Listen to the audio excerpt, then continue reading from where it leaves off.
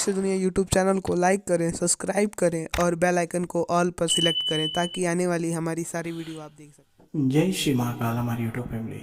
एक बार फिर स्वागत है आप सबका, आप सबके इस यूट्यूब चैनल अदृश्य दुनिया पे। महादेव आप सबको स्वस्थ रखे, माता रानी आप सबको स्वस्थ रखे। आप सबका प्यार सहयोग बस ऐसे ही इस चैनल को मिलता रहे, यही प्रार्थना है। कहते हैं कि ब्रह्मा जी की पुत्री अहिल्या को यह वरदान प्राप्त था कि वह सदा ही 16 वर्ष की आयु के जैसी रहेंगी। ब्रह्मा जी ने एक वरदा करवाई जिसे गौतम ऋषि ने जीता और अहिल्या को पत्नी रूप में प्राप्त किया। अहिल्या के रूप की चर्चा तो तीनों लोकों में थी।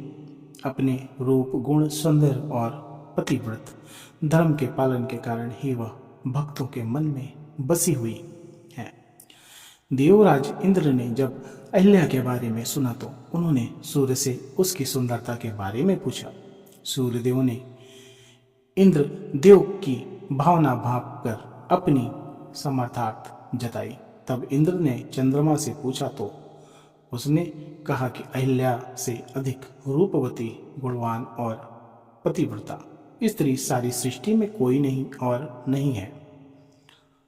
ऐसा सुनकर इंद्र ने छल रूप से अहिल्या को पाने का प्रयास करते हुए चंद्रमा की सहायता ली।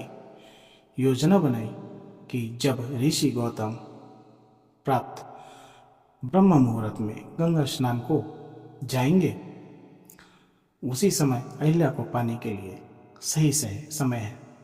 इंद्र ने चंद्रमा को अपने काम में साथ देने के लिए उन्हें ऋषि के आश्रम के ऊपर ही टिके रहने के लिए कहा, ताकि जब वह किसी को आश्रम की ओर आता देखे तो वह आश्रम के ऊपर से ही हट जाए, क्योंकि चंद्रमा के हटने पर किसी को शक भी नहीं होगा तथा इंद्र को ऋषि के आने की सूचना भी चंद्रमा के इस संकेत से मिल जाएगी। अहिल्या को पानी की लालसा से आधी रात को ही इंद्र ने मुर्गा बनकर बांग लगाई और ऋषि गौतम प्रातः हो कई सोचकर गंगा स्नान के लिए आश्रम से निकल गए। तब इंद्र ने झट से ऋषि गौतम का वेश बनाया और आश्रम में जाने लगे तो अहिल्या ने अपने तपोबल के प्रभाव से इंद्र को पहचान लिया और कहा कि यदि मेरे पति हो तो आश्रम में आ जाओ। इंद्र के छल की लालसा को देखकर अहिल्या ने उसे श्राप दिया कि तुम्हें कोढ़ हो जाए। दूसरी तरफ जब ऋषि गौतम ने गंगा स्नान करने के लिए कमंडल में जल भरा तो गंगा माँ ने कहा कि अभी तो आधी रात हुई है। तो ऋषि आश्रम की ओर वापस चल पड़े। आश्रम के बाहर उन्होंने अपने वेश में ही इंद्र को अपने साथ टकरा कर जाते हुए देखा और छत पर चंद्रमा को पहरेदारी करते देखकर सारी स्थिति को भांप लिया। ऋषि पत्नी अहिल्या उनके जल्दी आश्रम में लौट आने की चिंता में जैसे ही बाहर आई तो ऋषि गौतम ने अहिल्या को शिला होने और चंद्रमा को इंद्र का साथ देने के लिए उसमें दाग होने और ग्रहण लगने का तत्काल श्राप दे दिया, जिसके प्रभाव से अहिल्या आश्रम के बाहर एक पत्थर की शिला बन गई।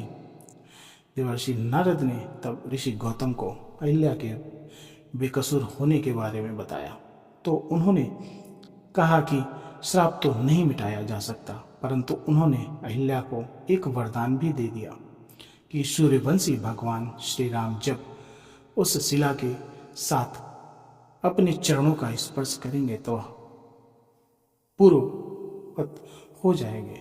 धर्म ग्रंथों में चंद्रमा के कलंक लगने और ग्रहण लगने के बारे में भी अनेक कथाएं मिलती हैं, परंतु ऋषि गौतम का श्राप भी उनमें से एक है।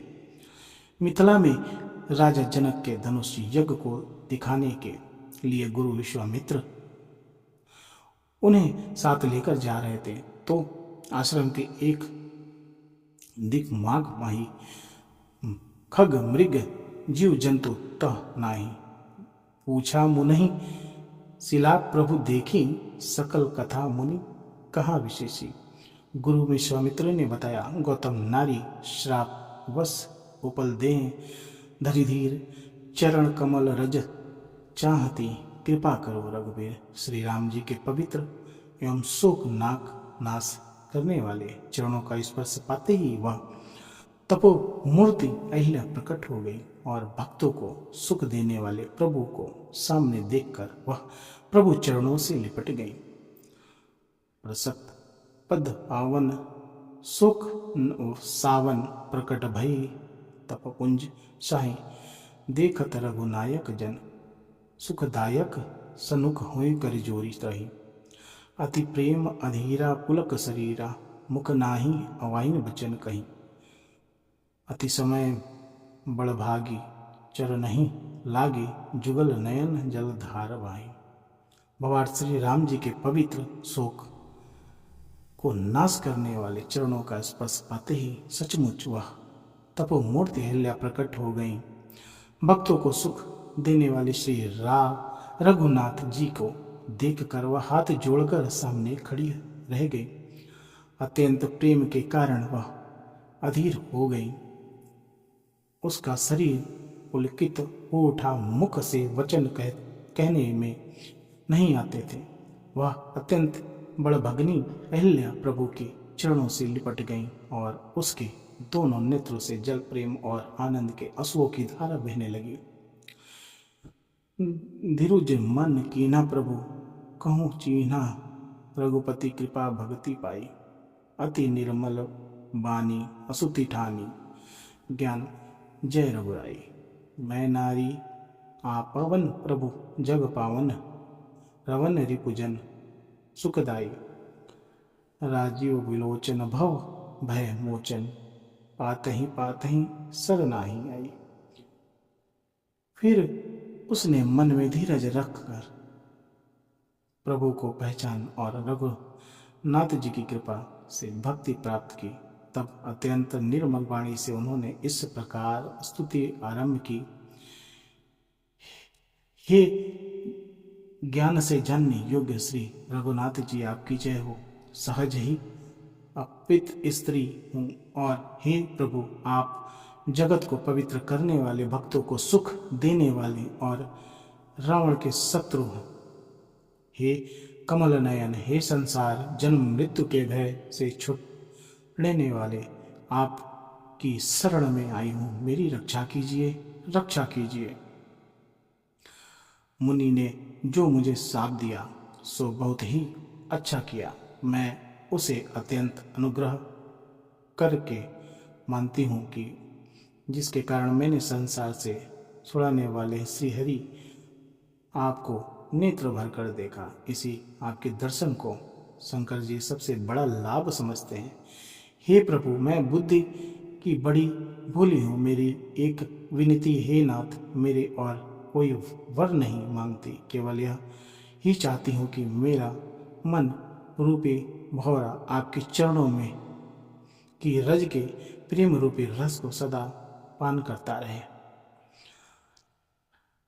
अतः प्रभु श्री दीनबंधु हरि करण रहित दयाल, तुलसीदास सटते ही भजु छड़ी कपट जंजाल। प्रभु श्री राम जी ऐसे दीनबंधु और बिना ही कारण दया करने वाले हैं। तुलसीदास जी कहते हैं, हे सठ मन, तू कपट जंजाल छोड़कर उन्हीं के भजन कर। ऐसे प्रभु श्री राम ने माँ अहिल्या को तारा और कितनों को तारा। यह वीडियो आपको कैसा लगा जरूर बताइएगा। अच्छा लगा होगा तो कमेंट करिएगा, लाइक करिएगा, शेयर जरूर करिएगा। आप सबका प्यार, आपका सहयोग बस हमें मिलता रहे। महादेव आप सबको स्वस्थ रखे। जय श्री महाकाल।